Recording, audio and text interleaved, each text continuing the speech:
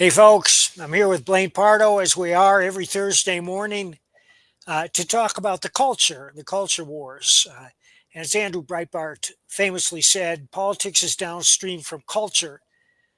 And this is why those of us who are committed to traditional values and constitutional values have to pay more attention to the culture. Because most people that are conservative are concerned with creating things that people want, goods or services. So they work all day, they make a lot of money, they hire other people, they spread the wealth around. This is not everybody. There are a lot of crooks in capitalism, but capitalism has proven itself to be the best system by which to raise all boats. And the proof is that capitalism is what people do when you leave them alone. Well, some of us are too lazy to work, so we write books. Uh, and Blaine and I have been working on a series called Tenure, which is about a history professor in Portland who declines to use a student's preferred pronoun and has his life destroyed. The third one is coming out next week. It's No, Tenure number tomorrow. tomorrow. Tomorrow. Yeah, Tenure 3 on Amazon. And if you know who Peanut the Squirrel is,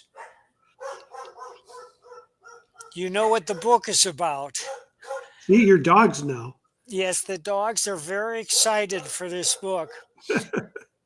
The the next book, number 4, Tenure number 4, is about a transgender vegan cult called Vicious Pegasus. Well, they're called Uh, the Vivians, but they live at the Vicious Pegasus Ranch. the Vicious Pegasus Ranch, that's right, which is surprisingly in Colorado. And they raise marijuana to make money. Now, as many of you know, marijuana is legal in Colorado, and you can get a commercial license to raise it. Uh, and it's extremely successful. It's extremely popular. I no longer smoke marijuana, but I used to. And the marijuana they're now offering commercially is up to 30% pure THC. And if you've ever smoked marijuana, you know that'll take the top of your head off. And it's readily available to anybody who wants to go into one of these stores and buy. So that's where we find the Vicious Pegasus Collective. But there's another thing about transgenderism, too, which is that it appeals to people who are confused and uncertain of their own identity. Uh, and rather than look inward and see that the fault lies with themselves, they look outward and blame everybody and everybody else for their problems. And it makes them angry and psychotic. So they take their anger out on others and sometimes they kill people, like Charlie Kirk, for example. Oh, yeah. Well, you know what's interesting too? I think people are going to say, well, you're talking about a vegan transgender cult who's going around killing people. This is actually based on reality. It was a group called the Zizians instead of the Vivians. We changed that much to protect them a little bit, but they're literally a cult that's gone around shooting federal officers and killing them. So it's not that big of a stretch. And yeah, I've had debates with people because I do know a transgender and such, and they're like, well, this gets blown out of proportion that we're violent. But I said, well, but it's not that there's not more people who are white male out there committing these crimes who are heterosexual. It's just as a percentage of the population, you guys are way below 1%. Yet you commit significantly more mass shootings, etc., than anyone else. If you look at your percentage of the population, and the thing about statistics is they make liars out of all of us. You can always slice and dice statistics to do what you want, and there's a narrative out there that's like, oh, well, you guys only highlight transgender violence. That doesn't happen that often. It actually happens quite a bit, and there's a lot of reasons probably behind that. We're not diving into it and saying, hey, transgender is bad. Our character's not saying that. But what he's saying is you don't have the right to inflict that on other people. And you can't use violence as the means to achieve your goal. If you're going to do that, our character will find a way to use violence back. And that's the nature of the 10-year series. It's a story about a vigilante and his allies, and they do that. So we're actually pretty far along on this one too. Well, that's what we mean when we say politics is downstream from culture. A lot of these issues that we discuss in our novels have been with us for years. It's no surprise. Human nature doesn't change. And while we're looking at totalitarianism creeping across the world, and it is. I mean, you look at what's happening in England today, where they're imprisoning people for ex posts that they don't like, or even for looking at a post. They're throwing people in jail, uh, and that's because there's an old saying that harsh times create strong men create good times, and good times create weak men. Well, we're in the weak man phase of history, with the glorious exception of the United States today, which is rediscovering its roots. So I'm not going to get into that because any expression of support for our president will bring out the crazies. There is, however, an article in American Thinker today, and it says 42% of transgender adults in America have attempted suicide, while 28% drink dangerously and 31% suffer debilitating drug usage. Over half of transgender adults, 56%, have engaged in non suicidal self injury at some point in their lives. Nearly half, 44%, report experiencing suicidal thoughts in the recent past, with 7% having made an attempt. 21% reported recent self injury. 82% have sought formal mental health services, and that's a good thing. And what we have to be concerned about is not just the transgenders who are disturbed and acting out, but the transgenders who are trying to convince children that they're in the wrong sex. And one need only look at Hollywood to see it. This phenomenon is out of control. Charlize Theron has 4 children. They're all adopted. God bless her. But everyone claims to be the sex other than what they were born as. Same with Robert De Niro's son. This runs rampant through Hollywood. And I wonder why. What is it about Hollywood and movie stars that so many of their children transition? Well, they're not raised in traditional families, to be honest with you. My son is a hairdresser in Hollywood and very successful, one of the top hairdressers in Hollywood. And it's not a, people don't live normal lifestyles. They do not, your parents are oftentimes gone doing a movie shoot or a video shoot or something. They may be gone for 12 weeks of filming, if not more, if it's a big thing. You've got other people raising the kids. You've got, if you look at, some of these families, it's 2 actors, an actor and an actress who are married. So at any point in time, both of them may be gone or one of them may be gone. These kids aren't getting any consistency in their life. And, there's a belief also in the Los Angeles area. And I talked to my son about this in great detail. I said, why is it that Californians believe that they're right about everything? And he goes, literally, LA is so large that he said, you can drive for 2 hours and still be in Los Angeles. And he said, a lot of these people never leave this area. And so as far as they can drive, everybody they know thinks the way they do. So their assumption is the whole country thinks the way they do. And he goes, it never dawns on them that there's people in Iowa or Missouri or Illinois who don't subscribe to the same values that they do, because everybody that they ever meet has those values. And he goes, it's an illusion in many respects. And it's fascinating to hear him kind of reflect on it.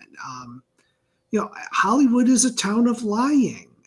A lot of his clients, a number of his clients, I should say, not a lot, but a number of his clients are conservative.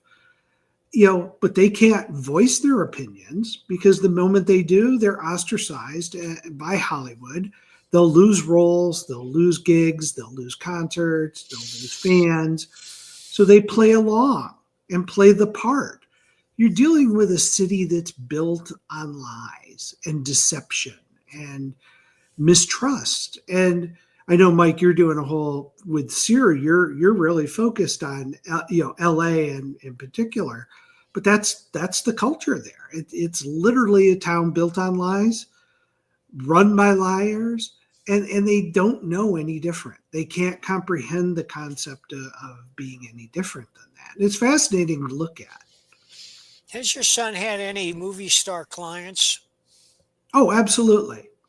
He's working on some. He actually is working on several movies at this time. I'm not at liberty to say which ones, but he goes on the set and does his work, as part of that. They fly him wherever they're filming. He goes in and does it and then flies out. That's part of it. And it's interesting. It's interesting. The stories he comes back with are fascinating. When he's ever out of the business, I've told him he's got to write a book Oh, yeah. about it. But, he's not interested in that right now. His focus is hair, and he's enjoying an interesting lifestyle. Uh, Here's a partial list of Hollywood stars with transgender children: Ali Sheedy, Annette Bening and Warren Beatty, Charlize Theron, Cher. Cher was a pioneer in this regard. Oh, yeah. Uh, Cynthia Nixon, of course, Dwayne Wade and Gabriel Union Wade, Heather Dubrow, Jamie Lee Curtis and Christopher Guest. Surprise, surprise. Marcia Gray Harden, Naomi Watts and Liev Schreiber, Rosie O'Donnell, Sade, Sigourney Weaver, Sting and Trudy Styler, Michelle Visage, Marlon Wayans, Jennifer Lopez, Robert De Niro, and that's just a partial list. Well, I don't actually have a problem with people who have transgenders. What I have is them telling me we have to accept them. We have to let them into the bathrooms. And why they've chosen that hill to die on, I do not comprehend. I doubt that there's anything magical or mythical within a woman's bathroom. I've Yeah. never spent time in one before, so I don't know. But why that's an issue, why that they feel they should be competing in women's sports. Well, And yeah, the you're talking. dichotomy that emerges is always so fascinating to me because they're like, we're pro women, but we support having men compete against women and we support men being in women's locker rooms. As we're seeing in Virginia, we've had some real bad issues with, sex offenders who have identified as women who have gone into girls' bathrooms and exposed Oh, themselves. yeah. And there's an issue with this, and I don't know why it's tied to the bathroom issue. But this all emerged during the last presidential administration because it became you must accept these people and you must accept whatever they want or they desire. And a lot of us have taken the stand of, look, we don't care that you're transgender. We really don't. If that's your path that you're going on in life, so be it. But don't force us to change our society around you. That it's ridiculous and it's gotten incredibly out of hand. I just have one comment about the kids before we move on to the men and women's sports, and that's that Charlize Theron's four children were all prepubescent when they decided to transition. Now, a 6-year-old kid doesn't suddenly get it into his or her mind that she's trapped in the wrong body. Yeah. Somebody planted that idea with them. But I don't disagree with that. And I also think, this entire movement to mutilate children who you wouldn't let go get a tattoo. They're not old enough to go get a tattoo. In almost any state, you can't take a 12-year-old to go get a tattoo, but you can, as a parent, sign them up for life altering surgery and mess with their body's metabolism. Even my wife, who's recently gone through menopause, has said, you do not want to mix or mess with estrogen levels or testosterone levels in people. It causes unhinged reactions. It causes emotional reactions that you can't control. And we're doing this with children who haven't even gone through puberty at this point. It's ridiculous. It's ridiculous and it's asinine. And the doctors that are doing this, it makes no sense how they can keep their licenses and do these kinds of surgeries. It's not, shouldn't be allowed any more than allowing a tattoo artist to tattoo a 12-year-old kid or a 10-year-old kid. Which brings us to men forcing themselves into women's sports. Now, does anybody doubt that the only reason they do this is because they know they'll have a physical advantage, they can excel, and they can win a trophy? But I just ask, how can they be proud of such an achievement? I don't know. I can't crawl into the mind of somebody who goes down that path. I just can't. It doesn't make sense to me. And I think our readers are probably going to feel the same way as they go through this book. We're not passing judgment on transgenderism. What we're passing judgment on is inflicting it on other people. And that's really this whole thing with sports is you have to accept me now. I'm female because I proclaim it. And I get to go to the girls' locker rooms. I get to use their bathrooms. I get to play in their sports. And I will be the best. And I guarantee you, anybody who's got a male physiology who competes in women's sports is going to do better than women who have trained for it for a whole lifetime because they physiologically have an advantage. And you shouldn't be ceding that disadvantage. Now, if transgender people want to have their own sports league, I'm all about it. That's a good idea. No, I'm all about it. You guys all want to compete as whatever sex you've moved to. Wonderful. Go at it. But competing in the different sports, it doesn't make any sense. It's not fair to the women who have worked their lives off, worked their asses off to be the best in their sport. And then somebody walks in, who needs to shave and, he can defeat them. It's ridiculous. Well, the good news is resistance is growing, and there's only one way to stop this, and that's that women's teams are going to refuse to play another team with a transgender player, and individually, women are going to refuse to compete against a transgendered person.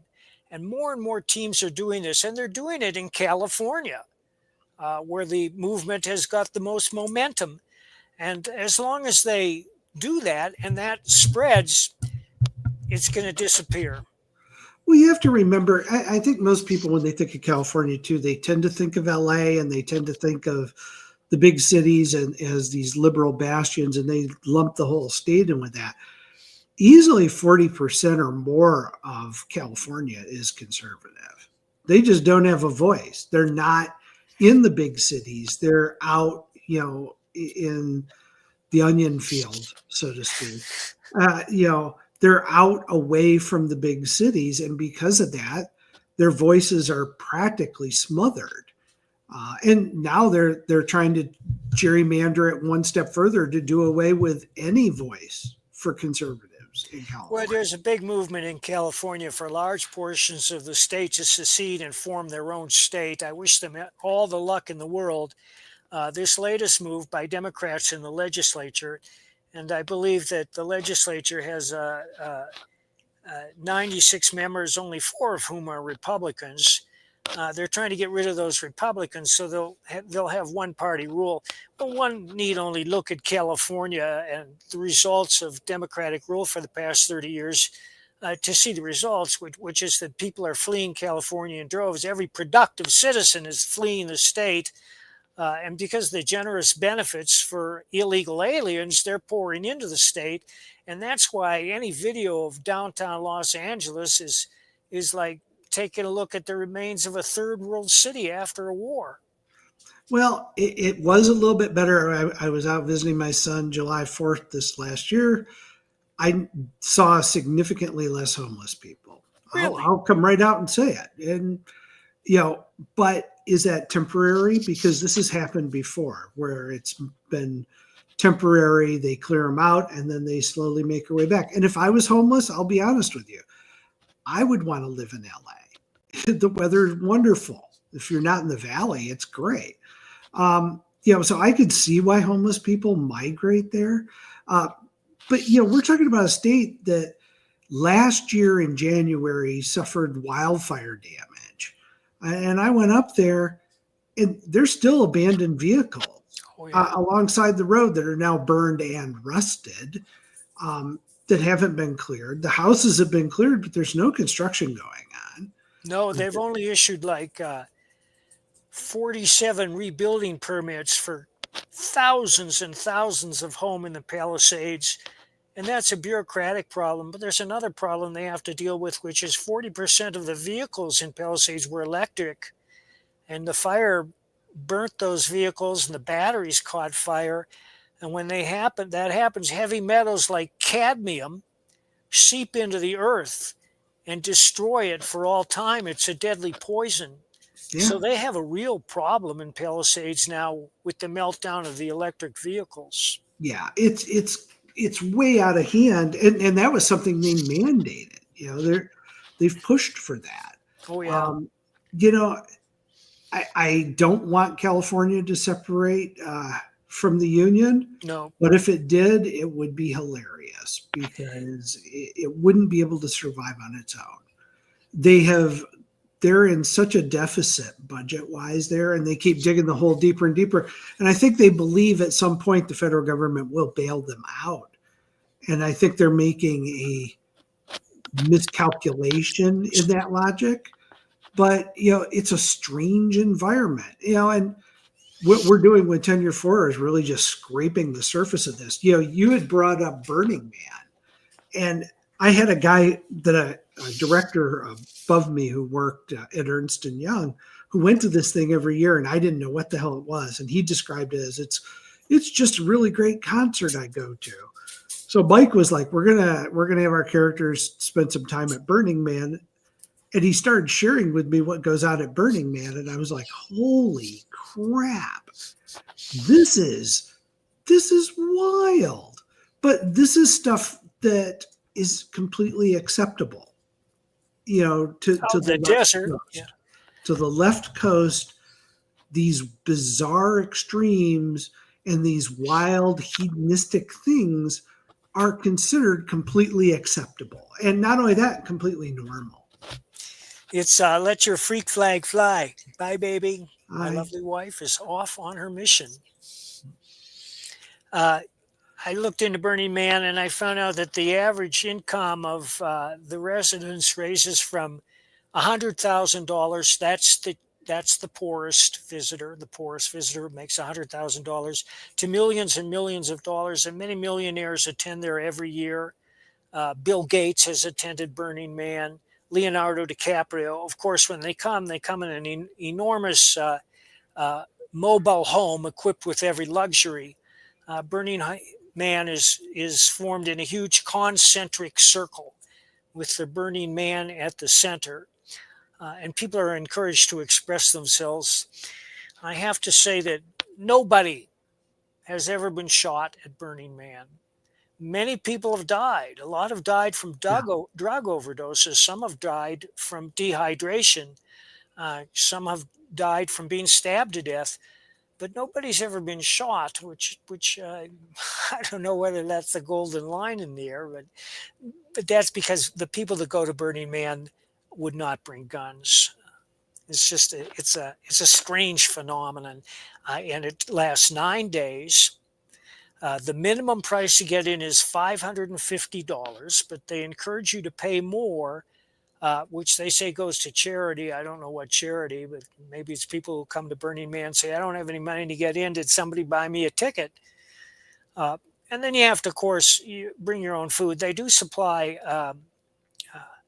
medical help. There's a first aid station, of course, which they would have to have, but it's held in the Nevada desert at the end of August and culminates on Labor Day. The heat is tremendous. It's often over 100 degrees. Uh, you have to bring your own water. And then at the end of the ceremony, they light the burning man on fire. Now, a lot of this comes from uh, pagan legends that have been passed down through time. They encourage all sorts of uh, bizarre beliefs, anything but standard religion. There's no Christianity, Judaism, or Islamism. Certainly, there might be a little Buddhism, but everything else is discouraged in favor of pagan beliefs or making up your own religion on the spot. Yeah, there are times you wonder which country you live in. That because to me that was all foreign, and the more I started digging into it, since you mentioned it, I was like, oh my god, this is wild. So of course we're going to send our characters into this. Yeah, I doubt that they will go unarmed. Because I know Braxton. Don't know for sure. Mike's handling that part of it, so he's gonna mess with me a little bit. Well, I won't say they're unarmed, but folks, if you're interested, just Google Burning Man pictures. You'll get an eyeful. It's incredible stuff, and a lot of it is very beautiful. Some of the sculptures that they build out there are astonishing. Well, I gotta tell you, I think it's going to be a great story because we're now moving towards that portion of the book. So I'm getting excited. The way Mike and I write is like he'll write a few chapters, send it to me, then I tweak his stuff and then add my chapters. Then I send it to Mike, and he does the same. We kind of volley back and forth. We have a very general idea where we're going to go with the story, but even we surprise each other. I think when you get the chapters, you're like, oh, and it always opens up new doors and new opportunities and some new adventures for our characters, who are really a group of vigilantes that are out setting things right. And this time they're going to go up against a vegan transvestite cult who's out killing federal officers. Transgender, yes. And it's going to be fun. It's going to be an intriguing romp with all the appropriate levels of violence. I always say a writer has to surprise himself before he can surprise his readers. And we're surprising each other, but also Blaine is forcing me to write faster than I've ever written before. I'm not forcing you. Yeah, You're doing that to yourself. I have never said write faster, Mike. You're too slow. That's true, but man, I mean, you turn them around so fast. I think to myself, all right, he's going to turn this around. I'm going to just volley this back at you. Hey, it's fun. It's fun. Well, it's fun because we don't know 100% what the other person's going to add to the story, and you get a better story that way. I think you're going to see that when you get Tenure 3 tomorrow, folks. We took the story of Peanut the Squirrel and turned it on its edge. And if you've ever had a dislike of PETA, well, we gave you a version of PETA that you really are going to enjoy seeing go down. If you've ever felt government overreach was bad, we deal with that too. So thanks for watching, folks. Get Tenure 3 tomorrow. Tenure 4 is on its way. Who knows? Maybe by the end of the year. Could happen. All right. Thanks, Blaine. Thanks, Mike. Well, I'm sorry I was late.